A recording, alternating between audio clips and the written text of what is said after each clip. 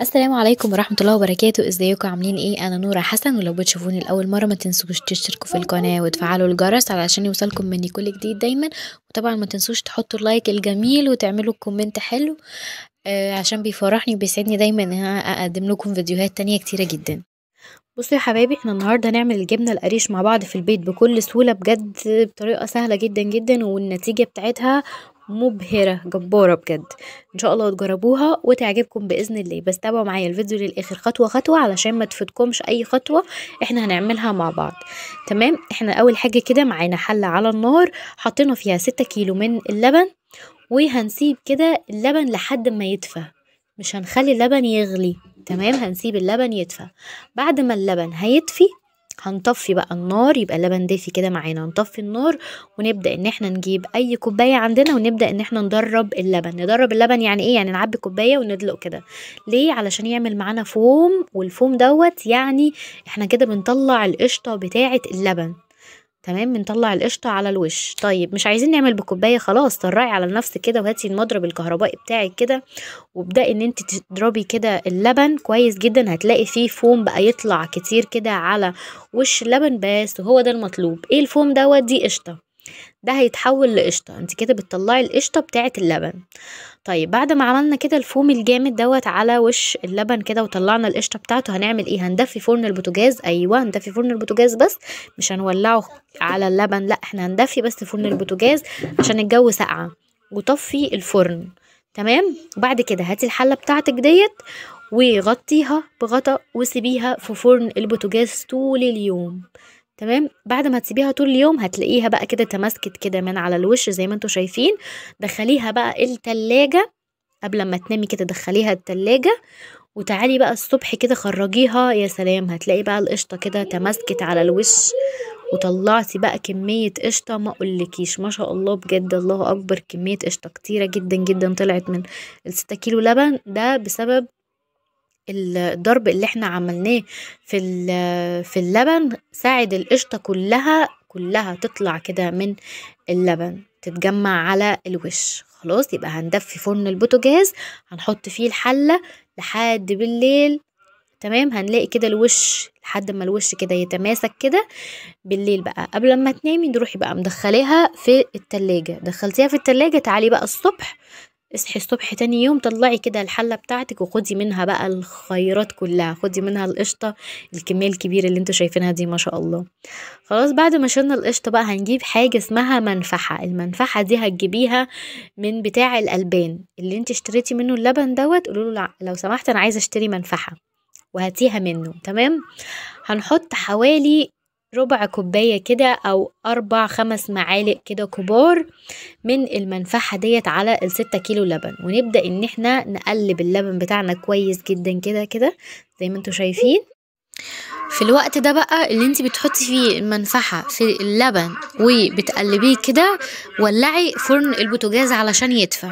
تمام، انا قلت لكم الجو ساقع فلازم ندفي الفرن. بعد ما حطينا بقى المنفعة كده ونقلب كويس جدا، ندفي فرن البوتاجاز وهنحط الحلة دي، هنغطيها وهنحطها في فرن البوتاجاز تاني علشان تتماسك بقى وتطلع كده شرش على الوش وتكون الجبنة. خلاص انا كده قلبتها كويس جدا، هغطيها وكده فرن البوتاجاز بتاعي دافي. هحط فيه الحلة وهسيبها لحد بالليل او لحد ما تتماسك كده معايا زي ما انتوا شايفين، تطلع شرش على الوش ونلاقيها كده عاملة جبنة كده. اول ما تطلع الشرش على الوش ده بقى جهزي بقى يا ست الكل الحصيرة بتاعتك كده، وهنبدأ دلوقتي ان احنا نحط عليها الجبنة بتاعتنا علشان تاخد الشكل بتاع الحصيرة ده. تمام، اهو زي ما انتوا شايفين كده، بصوا بقى متماسكة ازاي كده بالطبق. هنطلع كده بالطبق. يا سلام يا سلام على الجبنة القريش وحلاوة الجبنة القريش بتاعتك يا ماما. احلى جبنة قريش هتعملوها بإذن الله. بصوا شايفين حلوة بجد ما شاء الله الله اكبر. هنحط كده الكمية كلها على الحصيرة، وعشان طبعا تتصفى وتتماسك كده وتعمل شكل الجبنة القريش اللي احنا كلنا متعودين على شكلها. طب احنا لو ما عندناش حصيرة، انا بصراحة فكرت في الموضوع ده، لو انتوا ما عندكوش حصيرة هتعملوا ايه؟ يعني انا دلوقتي مثلا ما عنديش حصيرة، هحط الجبنة دي على ايه؟ خلاص انتي ممكن تعملي تحطيها في شاش اللي هو قماشة يعني نظيفة، تحطيها في قماشة كده نظيفة، وتحاولي تعملي القماشة دي بشكل كده مطول، تبقى يعني بشكل كده زي المستطيل، وتفردي جواها الجبنة وتلفي القماشة دي كده زي رول، اكنك لفتي القماشة رول علشان تصفي الشرش بتاعها كويس جدا جدا. طبعا القماشة تبقي رافعاها بقى كده على حاجة تحطيها مثلا على صينية او حاجة علشان تصفي الشرش اللي في الجبنة بتاعتنا. يعني زي ما انتوا شايفين كده احنا حاطين هنا كده على الحوض، طبعا الحوض نضيف، وحاطين كده الحصيرة، وعلشان نصفي تبقى رافعة كده الحوض رافع الحصيرة، ونعرف ان احنا نصفي منها الشرش كويس جدا. هنبدأ بقى ان احنا نقفل كده واحدة واحدة، بتبتدي ان انت تقفلي كده الحصيرة بتاعتك كويس جدا، يعني كل ما تلاقيها ان هي اتصفت وتعرفي ان انت تتماسك شوية، ضيقي الحصيرة ضيقي الحصيرة، وهكذا. ولو عايزة بقى تعمليها كده صفين، يعني بصوا كده هي كبيرة كده ما شاء الله، نعملها صفين ازاي؟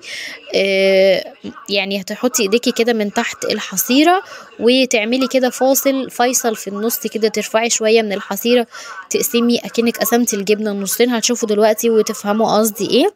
ده علشان نعمل صفين من الجبنة يعني. تمام. هو معلش بس عشان التصوير بايد واحده، فعشان كده الموضوع مش واضح قوي، بس ان شاء الله كل حاجه تبقى واضحه قدامكم وفاهمينها، وانا هحاول اشرح لكم على قد ما اقدر. هنحط بقى كده حاجة تقيلة فوق الحصيرة، او طبق كده بس يمسك الحصيرة. وزي ما انتم شايفين طبعا الشرش عمال ينقط في الحوض ده، هيفضل كده لحد ما الجبنة تتصفى بتاعتنا كويس تماما وتتماسك كده، ونعرف ان احنا بعد كده نقطعها بقى بالسكينة ونشيلها في علبة نحفظها في التلاجة. اهو زي ما انتم شايفين كده احنا هنا بنقسم الحصيرة زي ما قلت لكم، بنرفع كده الجزء اللي في النص كده ما بين الاتنين دول كده اهو بالشكل ده، فبتبقى نصين كده، فاهميني؟ ونرجع نقفل عليهم تاني ولحد برضو ما تتشكل، لان زي ما انتوا شايفين هي لسه ما خدتش الشكل برضو اللي احنا عايزينه ومتعودين عليه ده بتاع الحصيرة. اهو زي ما انتوا شايفين هنا كده بالظبط كده، بعد ما قفلنا عليها وسبناها شوية خدت الشكل بتاعها.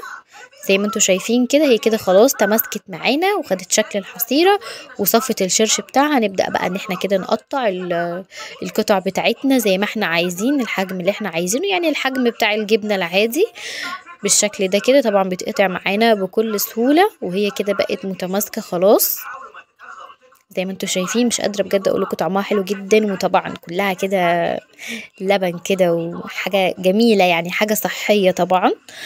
ان شاء الله تجربوها وتعجبكم. زي ما انتوا شايفين كده طبعا ال6 كيلو لبن عملوا لنا كمية كبيرة جدا من الجبنة ما شاء الله. زي ما انتوا شايفين، بصوا شايفين القطعة اهي متماسكة وحلوة ما شاء الله، ولسه برضو لما تقعد في التلاجة هتتماسك اكتر اهو بالشكل ده. بصوا هتبدأي بقى كده تجيبي علبة نظيفة عندك وترصي فيها قطع الجبنة بتاعتك، وما بين كل رصة والتانية هتحطي شوية ملح طبعا لان الجبنة بتاعتنا دلعة. تمام. فانت بين كل رصة والتانية رش شوية ملح.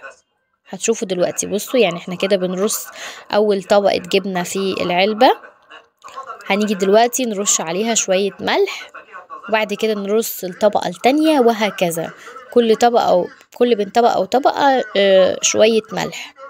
تمام. علشان تحدقها شوية، يعني عشان تديها طعم حلو كده، لان هي اصلا يعني يعتبر هي كده الجبنة دلعة مفيهاش ملح ولا فيها اي حاجة خالص.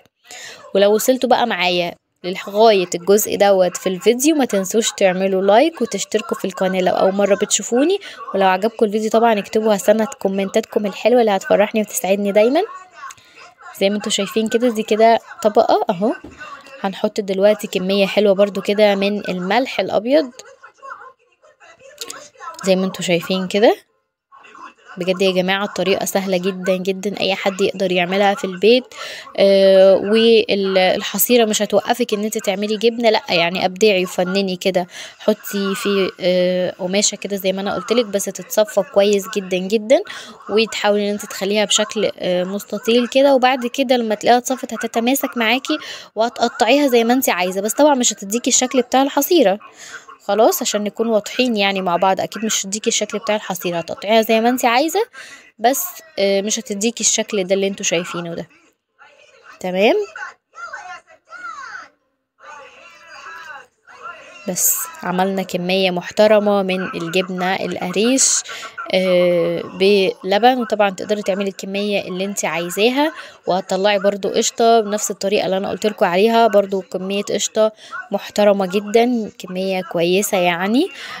وطبعا مفيش احلى ولا اطعم من حاجة البيت، بيبقى ليها نكهة تانية وطعم تاني كده ونظافة تانية خالص غير الحاجة بتاعت بره. وبرضه عشان الاسعار غالية وكده، فيبقى احسن لو احنا عملنا كل حاجة في البيت، او اي حاجة نقدر ان احنا نعملها في البيت تبقى سهلة علينا وتوفر لنا، يبقى طبعا مفيش احسن من حاجة البيت. وبس كده، اشوفكم فيديو جاي على خير ان شاء الله.